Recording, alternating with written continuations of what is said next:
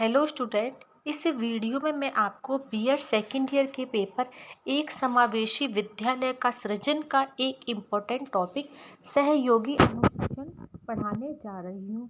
तो शुरू करते हैं। सहयोगी अनुशिक्षण अनुशिक्षण की प्रक्रिया से एक को शिक्षण या अधिगम किया जाता है। यह प्रक्रिया विद्यालयों में समावेशी को प्रोत्साहन देती है। इसमें एक व्यक्ति जो वरिष्ठ या पुराना विद्यार्थी या विशेषज्ञ अध्यापक अनुशिक्षण की भूमिका में होता है और अधिगमकर्ता वह होता है जो निर्देशन ग्रहण करता है। अनुशिक्षण बालक की विशिष्ट आवश्यकताओं की पूर्ति के लिए प्रयोग में लिया जाता है, जिसमें बालक का निदानात्मक एवं सहयोगात्मक निर्देशन किया जाता है। सम्मिलित शिक्षा में सहयोगी शिक्षा सर्वाधिक प्रभावशाली प्रकार है। इसमें निर्देश देने वाला बालक का कोई सहयोगी होता है, अर्थात बालक दूसरे बालकों को एक एक कर पढ़ाते हैं। यह सम आयु प्रकार का अनुशिक्षण होता है। आयु भेद अनुशिक्षण उस निर्देशनात्मक स्थिति से संबंध रखता है जिसमें समकक्ष उत्कृष्ट बालक अपने से छोटे व निम्न स्तर के बालकों का निर्देशन करते हैं।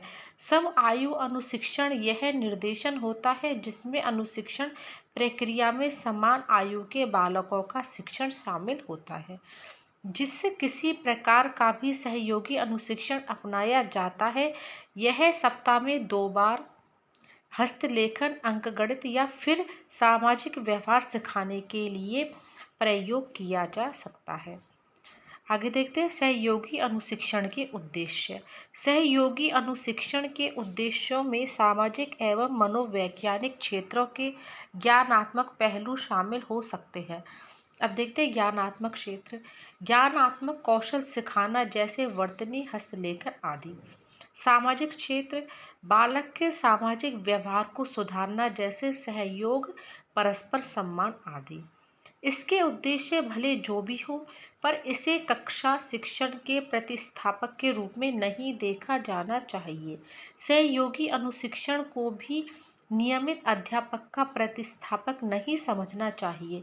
अनुशिक्षक को निदानात्मक निर्देशन कर सहभागी की भूमिका निभानी चाहिए। सहयोगी अनुशिक्षण के लाभ एवं सीमाएं। सहयोगी अनुशिक्षण इसके सक्षम लाभों के कारण सम्मिलित शिक्षा में महत्वपूर्ण स्थान रखती है। इस प्रकार का अनुशिक्षण न केवल विशिष्ट आवश्यकता वाले बालक के लिए लाभकारी होता है, बल्कि सभी बालकों के लिए फायदेमंद होता है। इसमें अनुशिक्षण से जुड़े सभी पक्षों को लाभ पहुंचाने की क्षमता होती है। अगर अध्यापक विषय वस्तु से संबंधित कोई कार्यक्रम आयोजित करता है, तो अनुशिक्षण उसकी हर गतिविधि में बहुत सहायता करता है। वे दोनों मिलकर अनुशिक्षित को उसकी आवश्यक जरूरतों को पूरा करने में सहयोग सुनिश्चित करते हैं। वे मिलकर व्यक्तिगत मार्गदर्शन प्रदान करते हैं। विषय सामग्री को समय रहते पूर्ण करना तो लगभग निश्चित होता है। ऐसी स्थिति में अनुशिक्षक विद्यार्थी पर पूर्ण ध्यान केंद्रित करता है और विद्यार्थी उपयुक्त नियमितता के साथ अपनी अधिगम प्रक्रिया को आगे बढ़ाता है। अनुशिक्षक प्रभावशाली ढंग से विद्यार्थी की अधिगम गतिविधियों को देखता है। इस दौरान हर गलती को पहचान कर ठीक किया जा सकता है। एक को एक कर किए गए शिक्षण में गलत अधिगम को समय रहते सुधारने की संभावना बनी रहती है। अनुशिक्षण विशिष्ट आवश्यकताओं वाले बालक एवं अनुशिक्षकों के मध्य संबंध बनाता है। यह नियमित विद्यार्थियों एवं विशिष्ट बालकों के मध्य सकारात्मक संचार को प्रोत्साहित करता है और इसके साथ ही यह सहयोग से कार्य करने को बढ़ावा देता है।